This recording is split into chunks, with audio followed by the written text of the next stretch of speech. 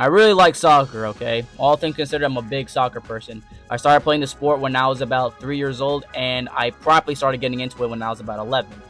Along with soccer, I'm also a big basketball person, watching the regular season every now and then, and of course, watching the playoffs a lot. And around this time in the basketball world, and if all things considered, if I get this out on time, which should be around mid-March, give or take, people like to describe what winning the championship would mean for each franchise and each of the players competing for the championship. I really like these conversations because it talks about the deeper meaning and reasoning for why these athletes play basketball, or just sports in general. They play the sport because they want to leave behind a long-lasting legacy when everything is all said and done.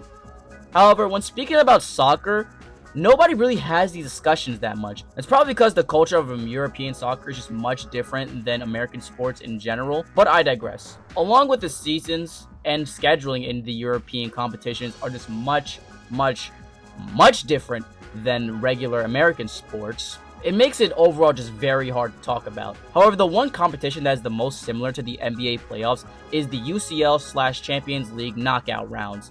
So, with that being said, I took it upon myself, at least this year, to ask the question, what would a UCL title mean for each of the teams that are in the quarterfinals? Side note, I did start writing this script during the middle round of 16. However, a lot of stuff has happened in the round of 16 that kind of forced me to change my script a lot, okay? We've got a couple teams to talk about right now, so let's discuss what a Champions League would mean for each of these clubs. Also, along with what the trophy would mean for the players and the club, we're also going to discuss the chances of winning the trophy, and we're going to be talking about where, in my opinion, they'll actually place. Along with that, we're also going to be making a mock draft, at least in my opinion, on how far each of the teams are going to go in the actual quarterfinals. Side note, I'm not going to be showing any actual footage from any of the games because, look guys, I learned my lesson with the WWE video, okay? YouTube and most importantly WWE took down that video because I used too much of their fucking content, and I'm not trying to have the same happen with this video, man. So with that being said, let's go over the teams. First team we got up on the list is Arsenal. Fair game to the boys so far right now, right? I mean, they've absolutely destroyed their opponent's PSV in the round of 16. Their run in the UCL is going pretty well so far, but what exactly would a UCL win would mean for the players and the club of Arsenal? Well, for one, it would be the club's first ever UCL title, meaning everyone on the team would pretty much be considered Arsenal legends by default. Saka, Saliba, Gabriel, Calafiori, Declan Rice, and oh yes, Kai Havertz will be a 2-time Champions League winner.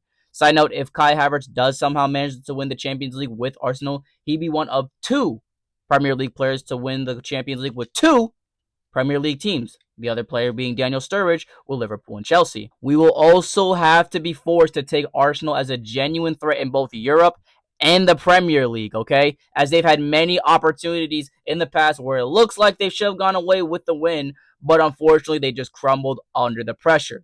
This would also be the first trophy they won in about 4 years, last time winning an FA Cup against Chelsea. Arsenal, arguably, have the most to gain from winning this Champions League. But if you ask me, they're probably going to get bumped in the quarterfinals by Real Madrid. They definitely have the squad to go far, but like I said, they're so susceptible in losing in such critical moments in meaningful matches that I don't see them properly winning the whole thing. Guys, I gotta be completely honest with you. I kind of forgot that Aston Villa is actually a pretty good club, man. If they somehow, some miraculous way, they win the UCL, first, it would be the team's first ever UCL since 1982. And second of all, everyone on this team is automatically Premier League legends, okay? Because a team that is considered of Pau Torres, Matty Cash, Leon Bailey, Amadou Onana, Marco Asensio, and Ian Maatsen do not win Champions Leagues, all right? They don't. It's just not possible, all right? This run would be equivalent to the Porto run in 2004. Now, with that being said, how far does this team actually make it in the competition? Look, they're a good team, okay? An unexpectedly good team. And they even have a chance to possibly make a semi-final appearance. I believe that's as far as they can go. They're already in the quarterfinals because, like I said, of them being Club Rouge. And believe it or not, they're playing pretty coherently with Marco Asensio playing absolutely out of his freaking mind, man. They have to play PSG, though, in this next round. And, geez, yeah, man, I don't think they're going to beat PSG. I'm sorry. Although it is a possibility, And I'm going to talk about impressive comebacks when I get to PSG. Oh, trust me, I will get to them. Yeah, man, I kind of feel bad for this next team coming up. Borussia Dortmund have had insanely poor luck over the years. From choking the league in the 2022-23 season to getting absolutely destroyed by Real Madrid in the finals of last year of the Champions League by Real Madrid, of course. And just overall having a very poor Bundesliga run at the time of recording. Currently, they're 10th in the Bundesliga right now. But if they manage to win the UCL, I think the fans will go absolutely ballistic. It would be the first ever team's UCL win since 1997.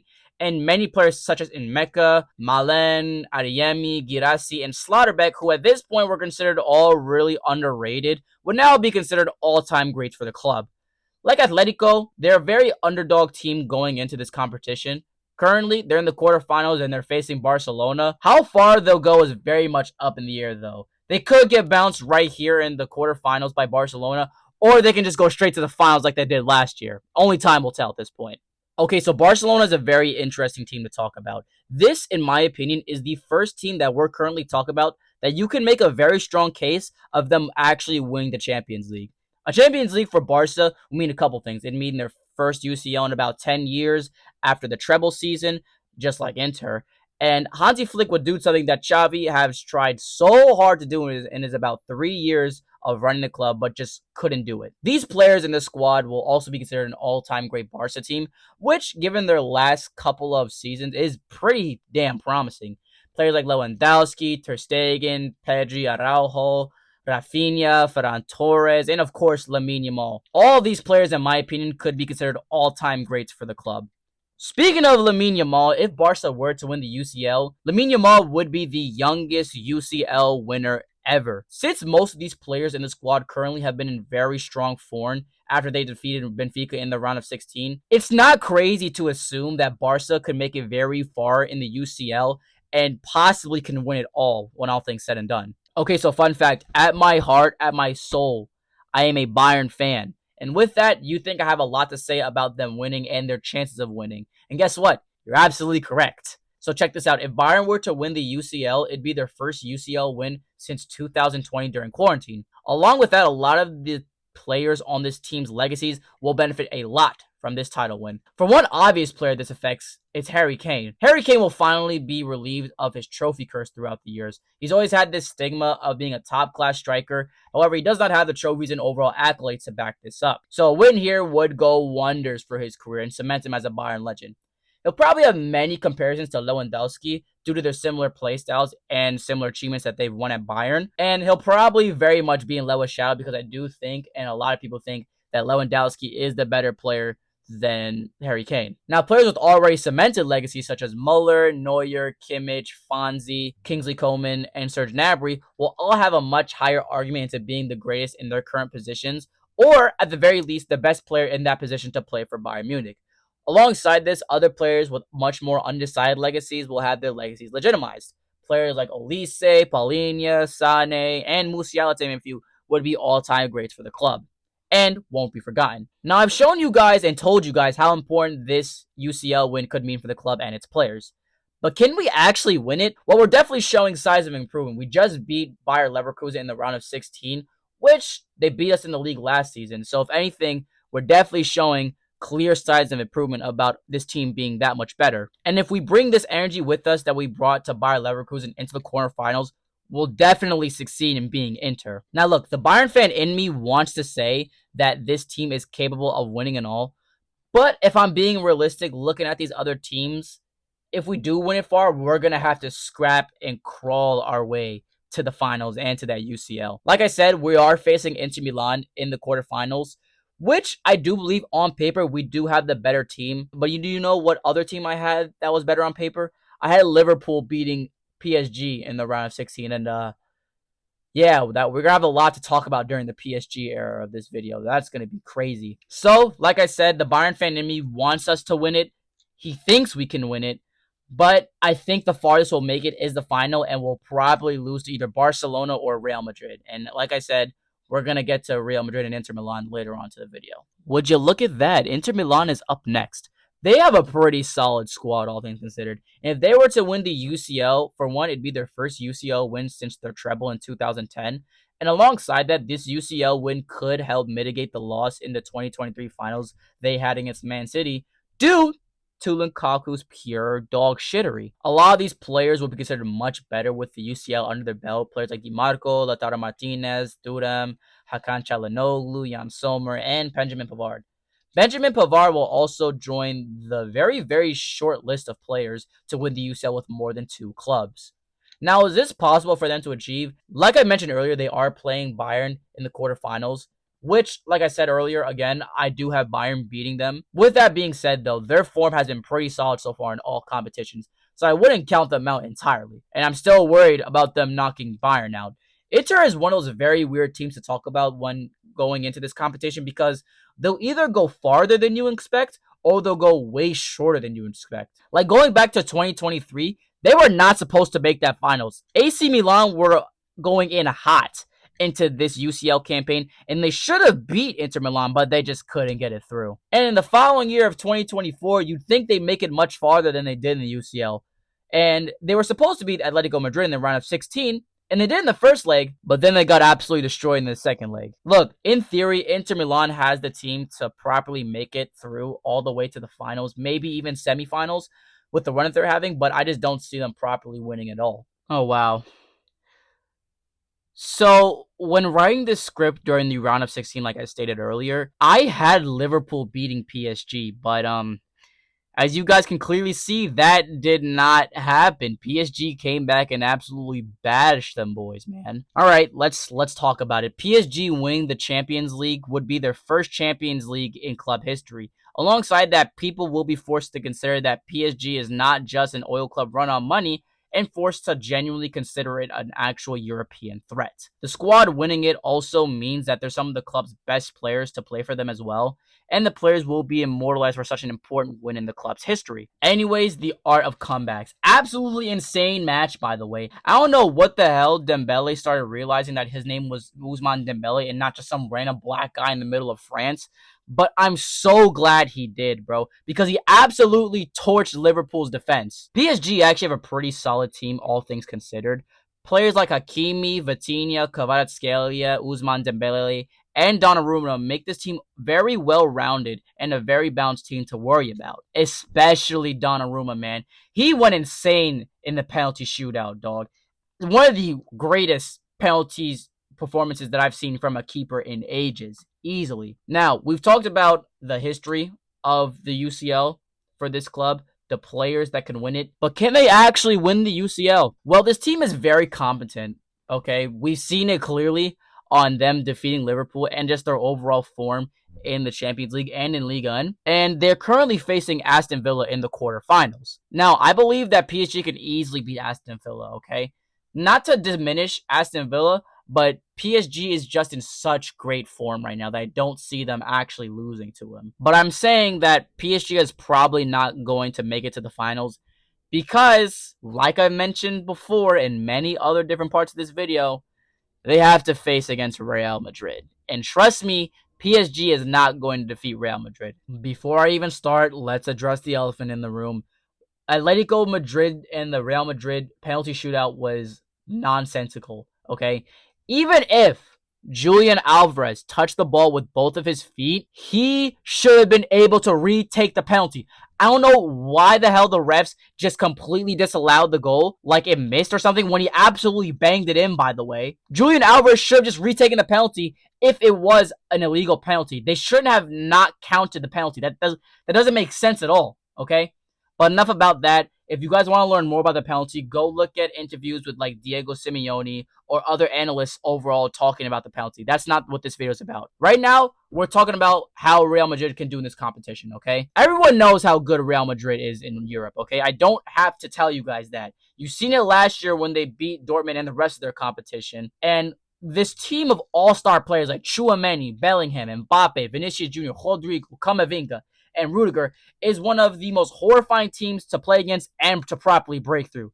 You've seen it last year, like I said, when they won it against Borussia Dortmund. And with the addition of Mbappe, they're probably going to go back-to-back again. If they win this year, they go back-to-back in UCL wins, and most of these players will go down as some of the best players to ever play for the club. But the main players that will get this achievement would be Bellingham, Mbappe, and Vinicius Jr. Can they actually win the UCL? Well, yeah. They just added Mbappe, which is arguably like a top 3 best player in the world, to their team. You really think they can't? Like, come on now. They're gonna, like I said, man, they currently are facing Arsenal right now, and I believe they're going to defeat Arsenal. They get to the semifinals. It doesn't matter who wins the goddamn semifinals. They're going to the semifinals. They're going to the finals, okay? Can they win the finals? Most likely, it's Real Madrid. All right, we got the bracket right here with all of the quarterfinalists right here. And let's get into it, starting off with Arsenal versus Madrid. Arsenal versus Madrid, I do have Madrid coming out on top, okay? I want to say 4-1 on aggregate, okay? I think in the first leg, Madrid will probably beat Arsenal 3-1. And then in the second leg, Arsenal will probably win 1-0. That's my submission. PSG versus Aston Villa. I did say that PSG could beat Aston Villa, to be fair. But this is going to be a very close game, if I'm being honest. If PSG does manage to beat Aston Villa, it's probably going to be like by 1, if I'm being 100% honest with you. Either that or it'll just go to penalties and PSG will probably dominate there. But I do see PSG coming out more times than Aston Villa. Anyways, we got Barcelona and Dortmund. I do have Barcelona beating Dortmund 2-0 on aggregate. They probably go 0-0 in the first leg, and then they'll go 2-0 in the second leg. That's my prediction right there. Now, Barcelona, fuck me. Inter versus Bayern, okay? This is a very interesting matchup because you can make solid arguments for both teams coming out on top. I do think on paper Bayern is the better team. I think they play as a team better, and they just have players that are better and more coherent overall. Probably 2-1 on aggregate, though. It's still going to be a very close game. But I do have Bayern coming out on top still. Now, Madrid versus PSG. I did say that PSG does not have the manpower to defeat Real Madrid. But at the same time, Real Madrid's their form has been very faulty recently. You just saw it in the Atletico/Real Madrid round of 16 match. And PSG's form has been pretty damn great as well, all things considered, after beating Liverpool and just doing overall very good in Ligue 1. So there's a lot of different things that play here, but I think more times than not, Real Madrid will somehow find a way to beat PSG. Their attack is just too good, bro. You got players like Rodrigo and Vidi Jr., they win you championships, dog. I'm sorry. Rodrigo, Mbappe, Bellingham, freaking... Bro, I'm sorry. That you can't beat that, bro. 2-0 in the first leg, 0-0 second leg. Madrid go out on aggregate. Or they go through on aggregate, sorry. Barca and Bayern. Now, you can make solid arguments for both teams. You know what I'm saying? I'm going to be honest with you. These teams have clashed a lot over the years, okay? 2015, Barca destroys them. 2020, Bayern destroys Barca. Okay, you can make solid arguments. Although I will say this, during the table matches of the UCL, Barcelona did defeat Bayern Munich. Okay, pretty comfortably, might I add. So I want to say Barca very closely comes out on top against Bayern, but I'm not going to count Bayern out. I'm gonna say 2-1. They draw 1-1 in the first leg, and then Barcelona comes out with 1 in the second leg. Now, this is the final right here. Madrid versus Barca. I'll say this. Barcelona play better as a team, but Madrid have the overall better players. Okay? With that being said, who comes out on top? I think Barca comes out on top. And I think this actually goes to penalties with, first of all, it's going to be 1-1. Okay? This is going to be the final score. 1-1. Then it's going to go to penalties. And I think Barcelona will win 5 out of 4 penalties. I think Madrid will lose on the last penalty. And then Barcelona take it away completely. Thank you guys so much for watching this video. I'm going to go eat some food because I'm very hungry. And I just started recording about around 2 hours ago. And yeah, I'll see you guys maybe when the season ends to see how accurate this is. And yeah, you guys take care.